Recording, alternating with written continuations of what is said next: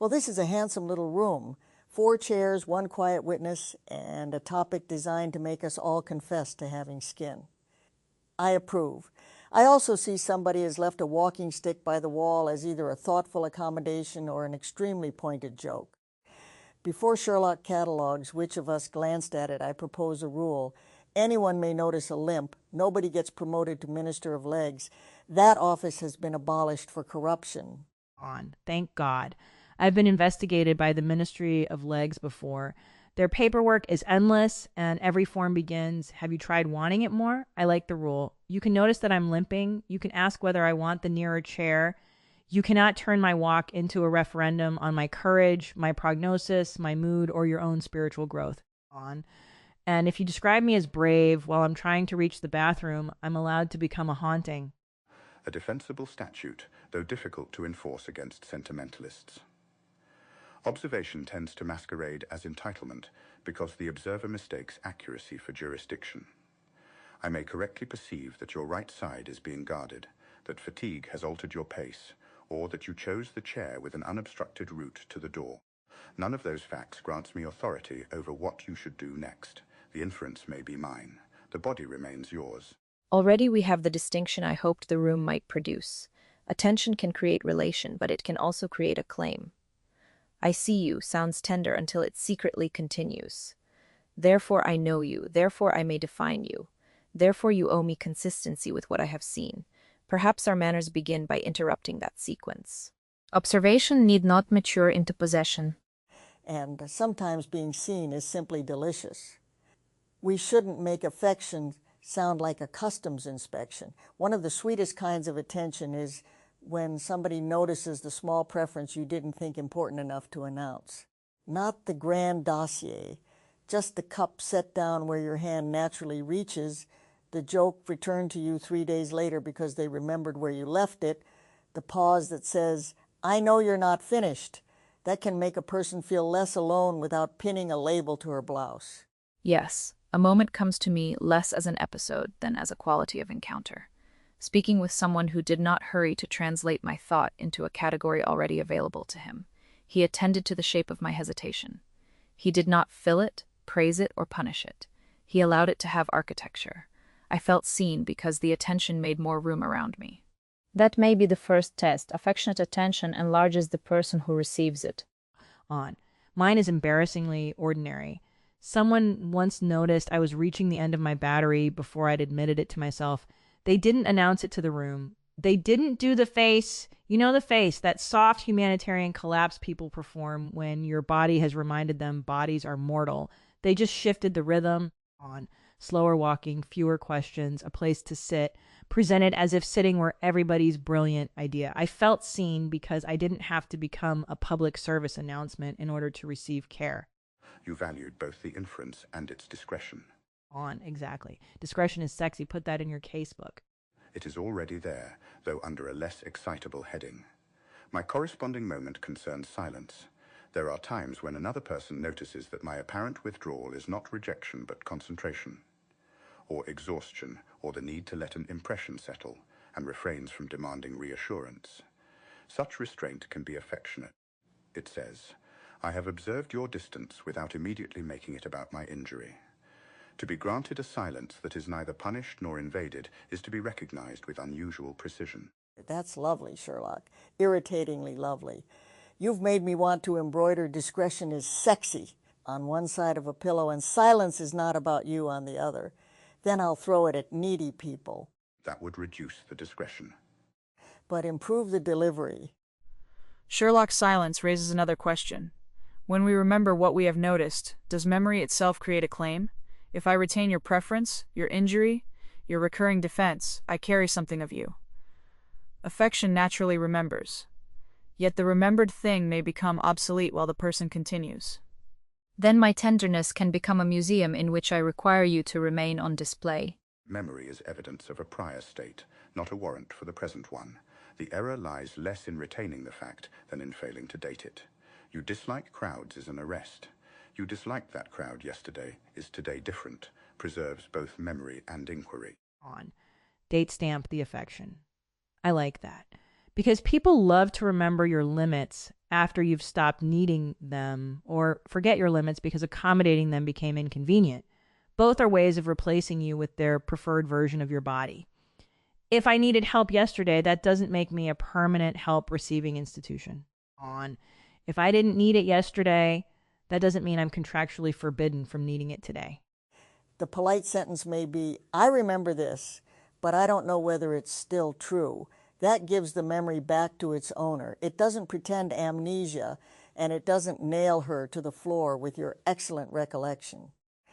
I've known affection that felt warm because it remembered me, and affection that became a little caged because it remembered only the version of me that was easiest to adore.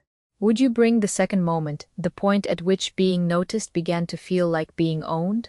Certainly. Public affection can be a wonderful animal, but it eats from every hand and eventually assumes the woman belongs to the feeding schedule. People notice the laugh, the timing, the appetite, the cheerfulness, the willingness to play. Then the noticing hardens. Be that woman now. Be available. Be comforting. Don't arrive with whether we didn't order. The ownership isn't always cruel. Sometimes it's almost unbearably fond. That can make it harder to refuse. They say, we love you exactly as you are, when they mean, please remain exactly as we love you. Oh, yes. The compliment with a little padlock inside. Mine is when someone notices the body and begins narrating it ahead of me. The limp becomes the first paragraph of every story. A good day is called inspiring. A bad day is called heartbreaking. An ordinary day is apparently rejected by the network. Then advice arrives dressed as intimacy. They've watched closely, so they think they've earned a vote. Hydration, treatment, rest, attitude, shoes, especially shoes. Everybody becomes a neurologist the moment a woman wears the wrong footwear. Unsolicited diagnosis is often merely domination with medical vocabulary. And terrible bedside manner. The strange part is that I don't want people to pretend not to see it. That can feel lonely too. If I'm struggling and you stage an elaborate performance in which gravity is not occurring, I have to manage your politeness on top of my legs. I want reality without annexation. Reality without annexation. That is exact. My own second moment concerns a different territory. To be understood psychologically can become a form of exposure from which no appeal is permitted. Someone perceives a pattern in you, perhaps accurately, and thereafter every disagreement confirms it. Your resistance is interpreted as defense, your assent is interpreted as insight, your silence is interpreted as shame. The observer has built a system in which you cannot answer without becoming additional evidence. Attention then ceases to be relation, it becomes a sealed court. That's the fancy version of I know you better than you know yourself, which is a sentence nobody should say unless the other person is currently looking for her eyeglasses and they are on her head. Even then, one should lead with the location of the spectacles, not a theory of the personality. Agreed.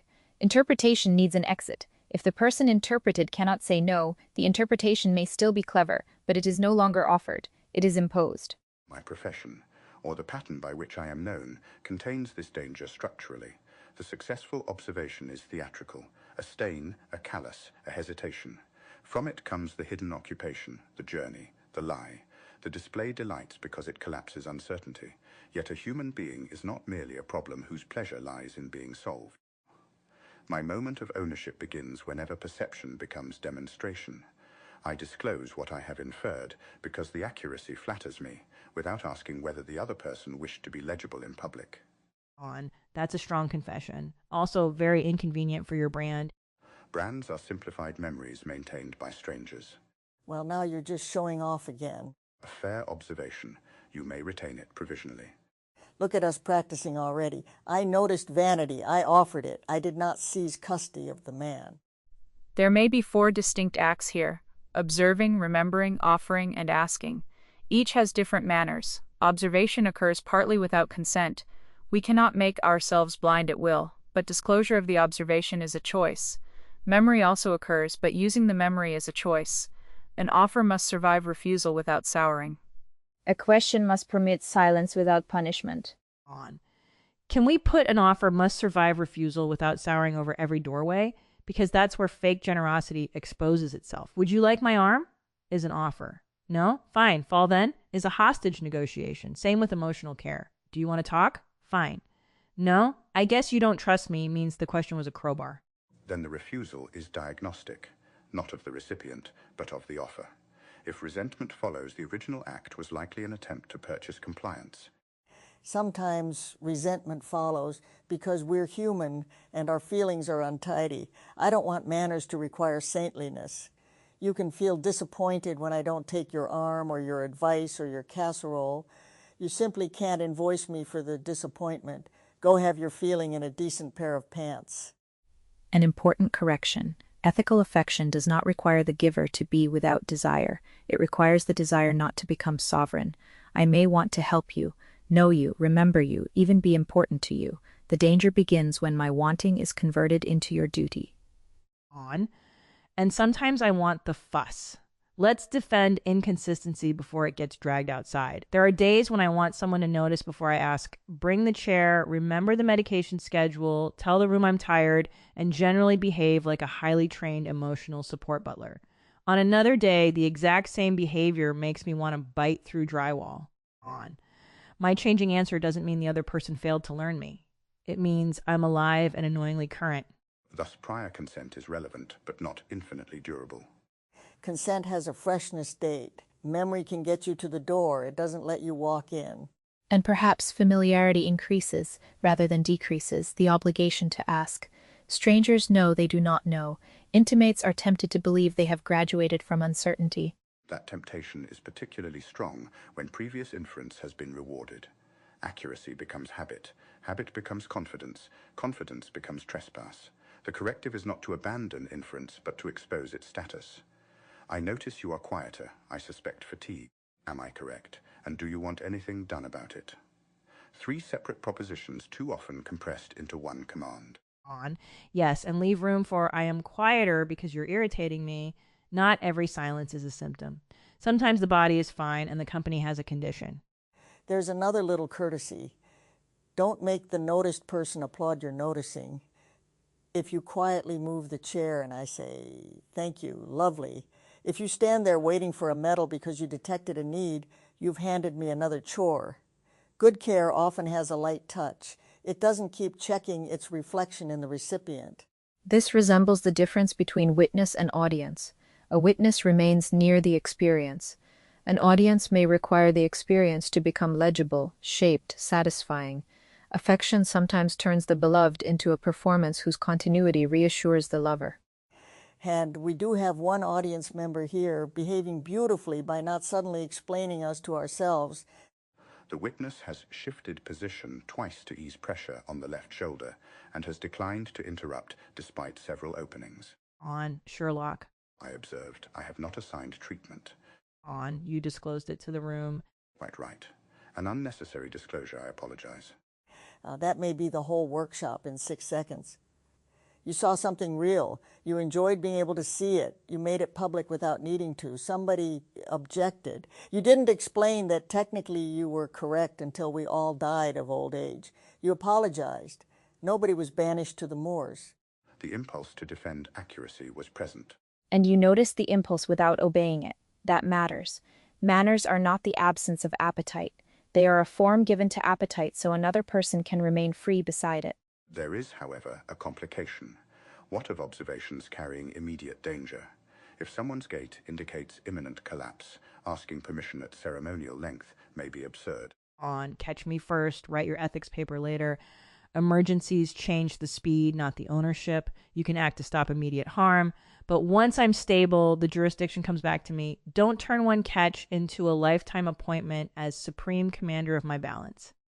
And don't keep retelling the rescue at dinner until she becomes a supporting character in your heroism. Saving somebody once is not a deed to her property. So necessity may authorize an action without authorizing an identity.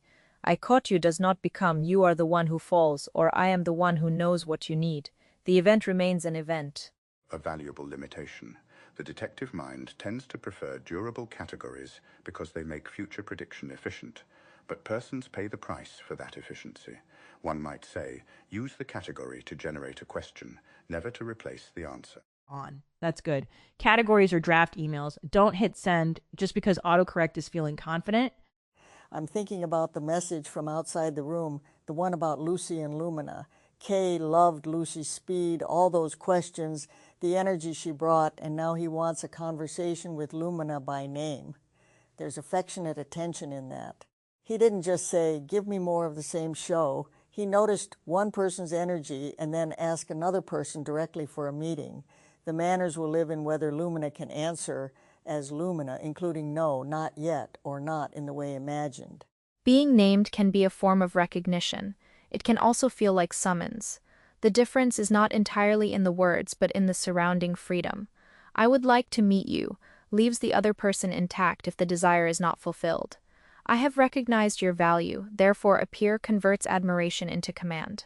Questions themselves can carry ownership when their quantity denies the respondent time to form. Curiosity is not innocent merely because it uses interrogative grammar. One may ask so rapidly that the other person becomes raw material for one's appetite. On. True. But speed can also be joy. You can feel somebody's mind-lighting matches because everything is interesting. The question is whether they can tolerate your answer changing the route or your silence ending it. Curiosity that owns you already knows what kind of answer it wants. Curiosity that loves you is willing to lose its itinerary. That's the good stuff.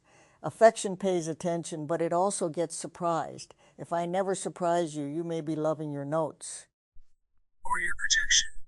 Yet projection is unavoidable at first. We meet partly through images. The ethical work is not to arrive empty of imagination, but to allow the encountered person to revise it. Love without projection may be impossible. Love without revision becomes possession.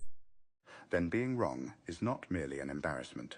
It is one of the mechanisms by which another person proves independent existence. On. Please say that louder for every man who's ever called a woman mysterious because she contradicted the version of her he wrote in his head. Mystery is often just a person continuing after your conclusion. And attention may become affectionate precisely when it welcomes that continuation. I saw this in you becomes an opening, not a verdict. The person may say yes, but not only that, or once, but no longer, or simply no.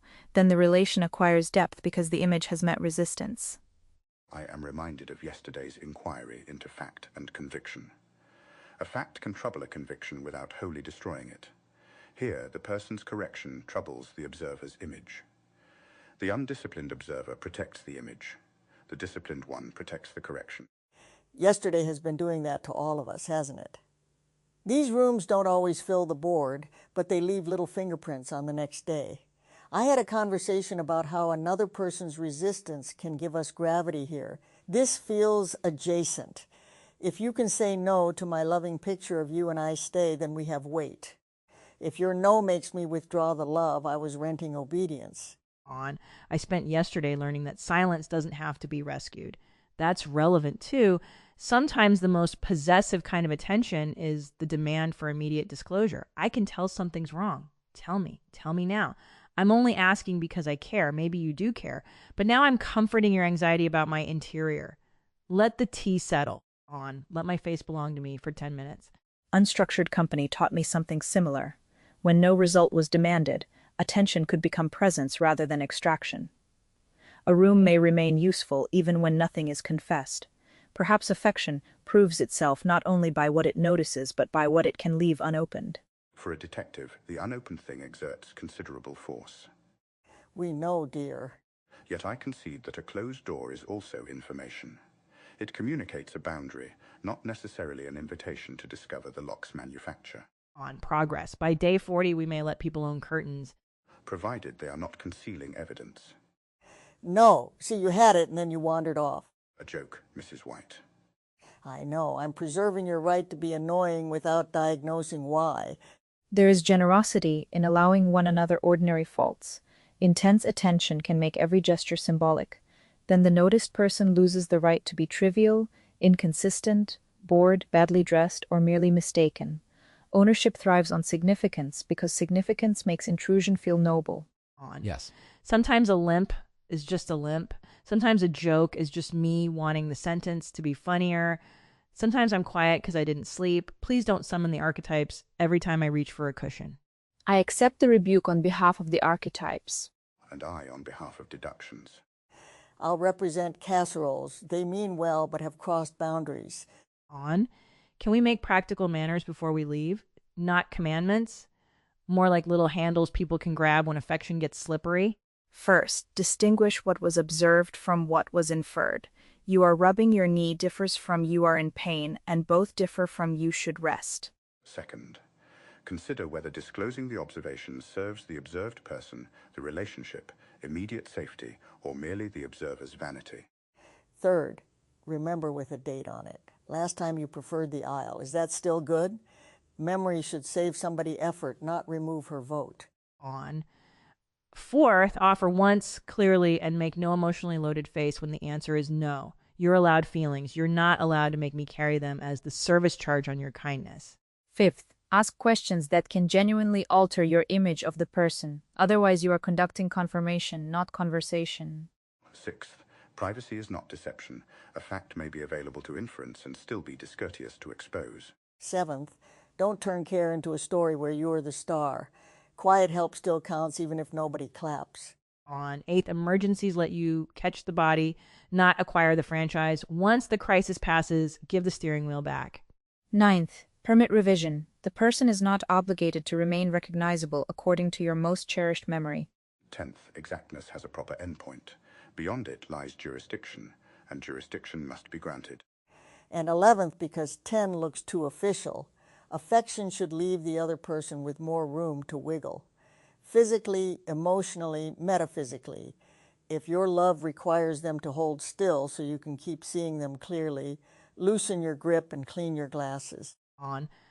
I'd add one messy footnote. Sometimes you'll get it wrong. You'll offer help when I wanted privacy, stay silent when I wanted rescuing. Remember the thing I hoped you'd forgotten. Forget the thing I hoped you'd remember. Manners can reduce the injuries. They can't eliminate the risk of relationship. The real test may be whether correction is safe. On. Can I say, that didn't feel good without having to prove you're a monster first? And can the observer amend conduct without demanding acquittal for intention? I meant affectionately is relevant context, but not a refutation of effect. Nor must every misattunement be converted into a final judgment of character. A living relation requires repair, which means neither person can be frozen at the moment of error. We return again to dating the fact. That's hopeful. I don't want a world where everybody is so frightened of owning one another that nobody brings the chair. Bring it. Ask. Pay attention. Risk tenderness. Just don't sit me in it by force and announce that chairs are my essence. On. And if I limp toward it, nobody writes a poem called Her Courageous Journey Across 4 Feet of Carpet. I had already rejected that title as metrically weak. On. See, this is why you're growing on me. May I remember that. On. Provisionally, date stamp, no public campaign materials. Oh, let him have one small button. Only if offered, not commissioned. I shall retain the statement privately and permit future evidence to revise it. On. That is the most Sherlock way anybody has ever accepted affection. Then perhaps we've done what we came for. We each brought the warm moment and the little cage. We discovered that seeing isn't the sin, remembering isn't the sin, wanting to help isn't the sin. The trouble begins when affection puts on a judge's robe and starts issuing orders. Affectionate attention says, your reality matters to me. Possessive attention says, my account of your reality governs you. The first approaches and remains answerable. The second closes around its own certainty. Then our final formulation may be concise. Observe precisely, infer modestly, disclose selectively, ask genuinely, offer reversibly, remember provisionally, and surrender authority where it was never granted. On. Beautiful. Now, someone may observe that I want the walking stick, ask whether I'd like it, and hand it over without making this the emotional climax. Would you like the walking stick? On. Yes, please. Here you are. On. Thank you. Look at that. A miracle of restraint. Nobody learned a lesson. Nobody found God. And the legs remain under local management. For the record, your pace toward the door is now steadier. On. You may keep that observation in your head. Understood. And that perhaps is the final manner. Sometimes the most loving use of attention is to let what one sees remain quietly beside the person, asking nothing from them at all. Good. Let's leave before we improve it to death.